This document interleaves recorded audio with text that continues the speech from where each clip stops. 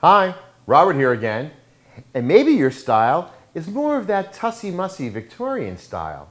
Maybe you like things that are short and compact and really nice and tight. Look at this beautiful little vase that I found. This would be great. So go to your local market and go to the market bunch section, and I picked out 3 different items. I've got this great color enhanced hydrangea, and then I've got these terrific colored, look at that beautiful color of little roses. Some people refer to them as sweetheart roses. Some refer to them as intermediate roses. They're just a smaller headed rose. And then I've got a bunch of this great color enhanced solid aster or solidago. It's beautiful, beautiful rich colors. We're going for a rich color look here. Let's start with our solid aster. And we're going to remove all the foliage that I know is going to end up below the water line.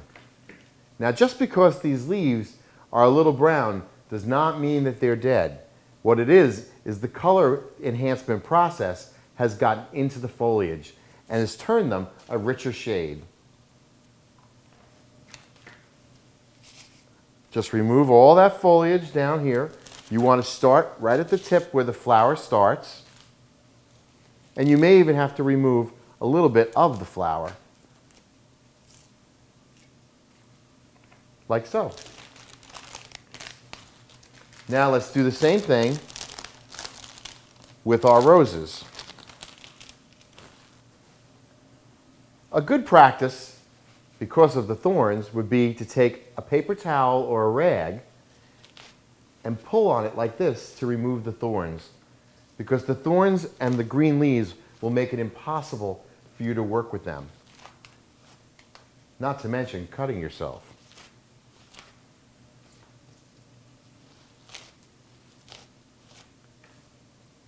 See how easily they come right off?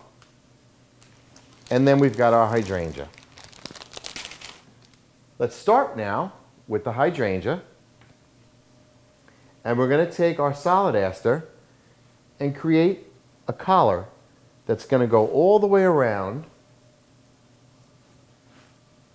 the hydrangea. I'm going to leave this one leaf right there too, just for a little enhancement. Pull this up a little bit, just like that. Now what we're going to do is we're going to cut this so that the hydrangea basically is going to sit almost right on top here, like a little ball.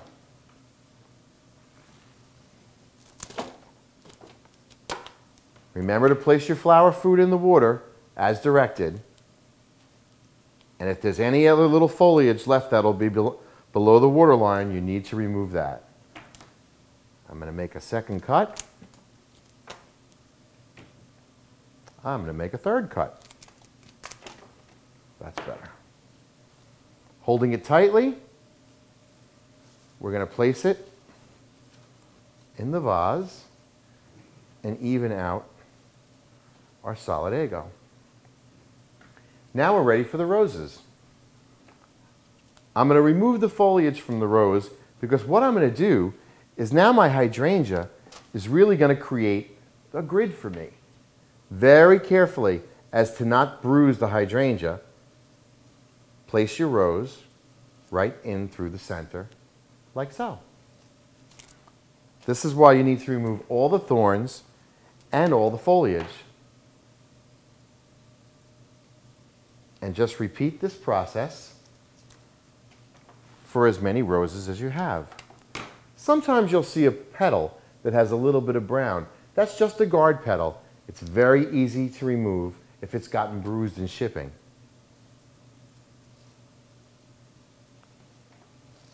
Keep placing your roses all the way around.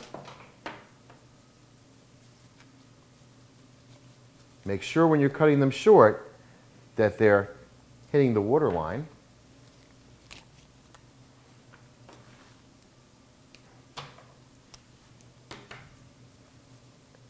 And just be careful when you're placing them through the hydrangea that you're not bruising your hydrangea.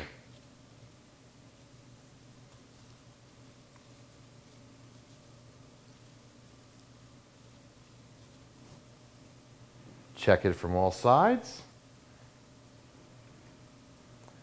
And now you've got a great little tussy-mussy, perfect for a powder room or by your bedside. Enjoy it. As always, happy arranging.